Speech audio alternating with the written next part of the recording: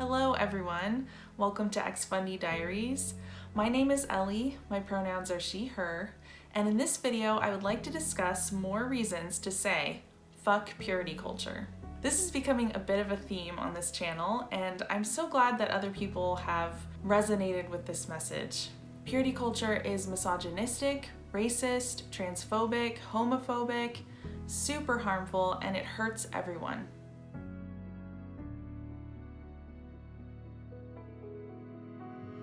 In this video specifically, I'm going to share some of my experiences with sexual shame, both at my wedding and in the first few months of my marriage.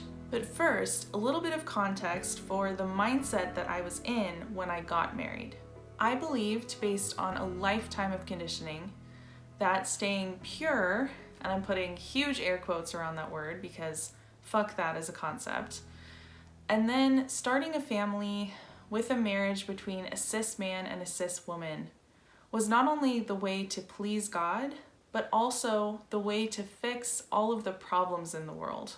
That last part is an especially dangerous belief because it completely ignores any systemic or institutional oppression based on race, gender, sexual orientation, and other factors. Bradley Onishi from the Straight White American Jesus podcast has taught me so much about this. And to learn more, I highly recommend the recent episode, Focus on Your Own Family, response to Focus on the Family's Jim Daly. First of all, that's a hilarious title and I love it. And second of all, I really appreciate this episode because Focus on the Family had a huge impact on my worldview growing up.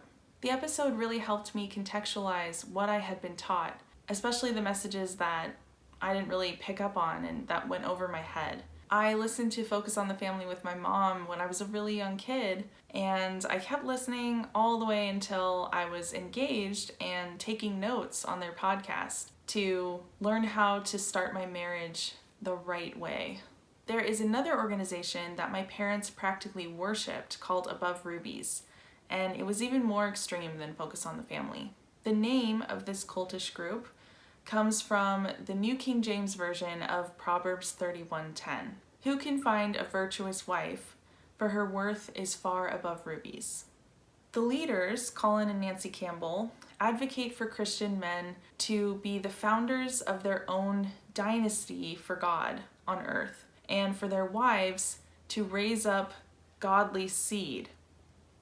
Which is a really gross term for children. They believe that Christian marriages are constantly under attack by Satan, mostly through the evils of feminism and humanism.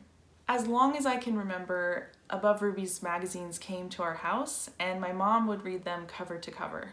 She let me read many of them as a kid, so their messages were being integrated into my psyche at a very young age.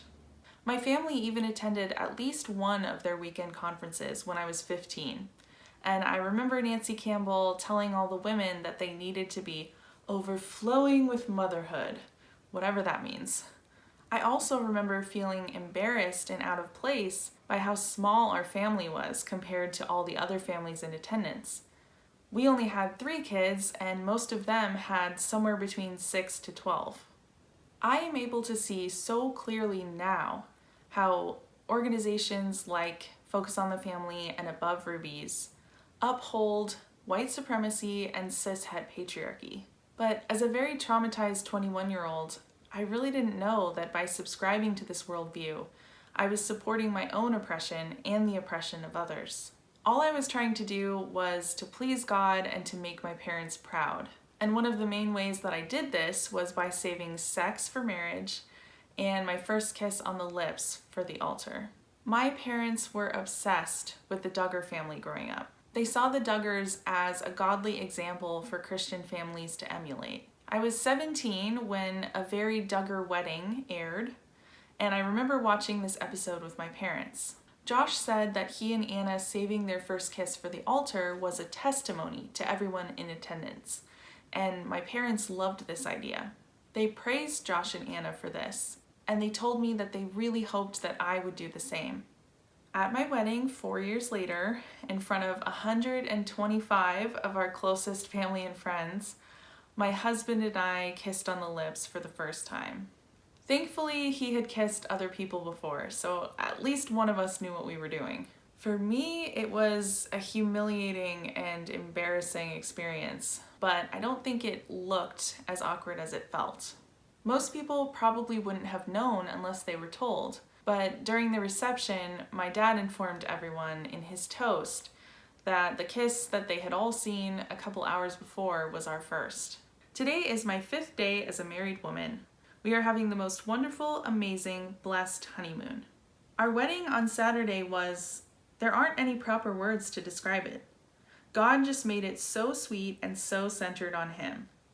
So many guests told me how blessed they were by the ceremony, our vows, the reception, and Dad's speech, in which he told everyone that our kiss at the altar was our first. It was Mom's idea for Dad to say that.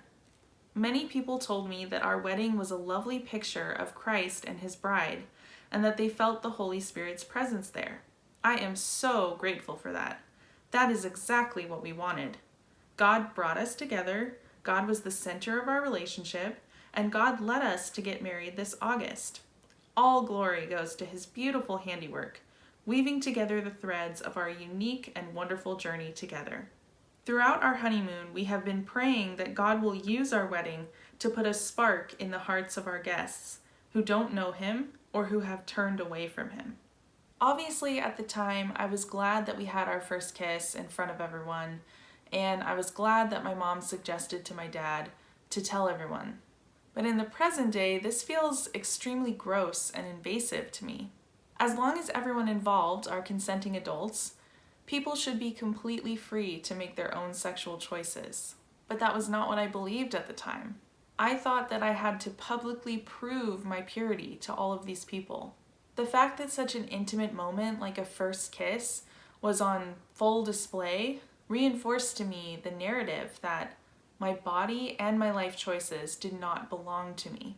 And the fact that my father was the one to announce and explain this, just like Jim Bob Duggar, reinforced the abusive, patriarchal umbrella of protection.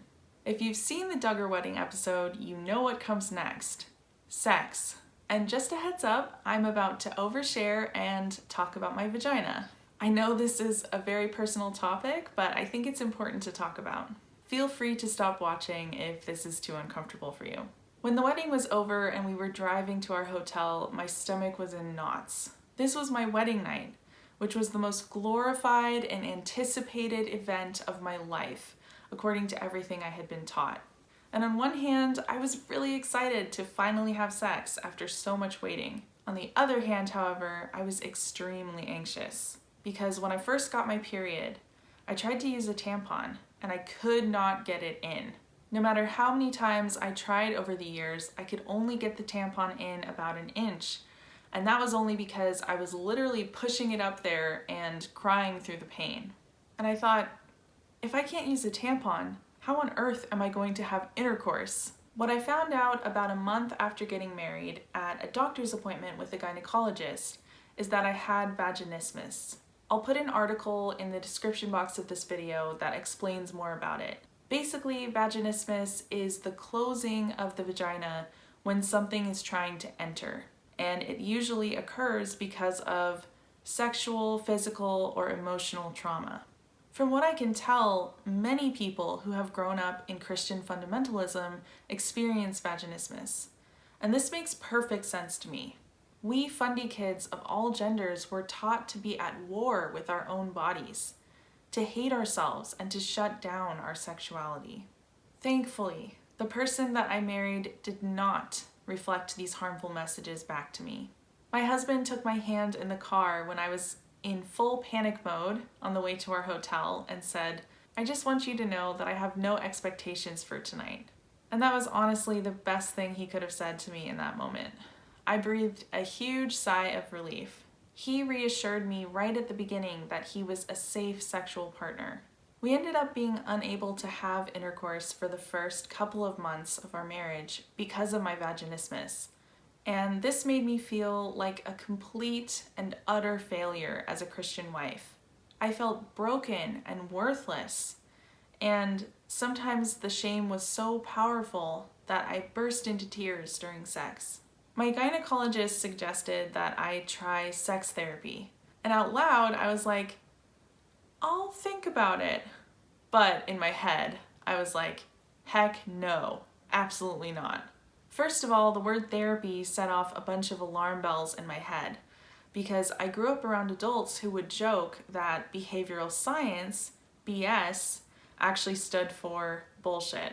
Which, if you think about it, is kind of hypocritical because aren't they supposed to not swear? And second, for some reason, I immediately assumed that sex therapy involved vibrators.